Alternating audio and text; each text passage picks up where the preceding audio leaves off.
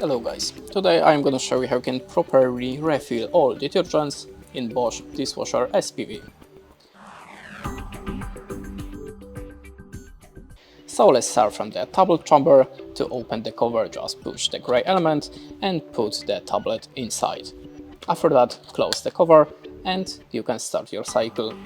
If you want to refill your rinside, just open the cover by pushing this element and refill the rinside inside the hole.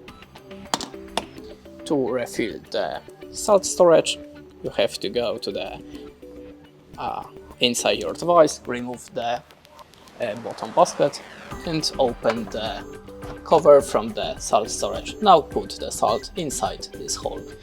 Then close the cover, turn it to the right side and your dishwasher is ready to start.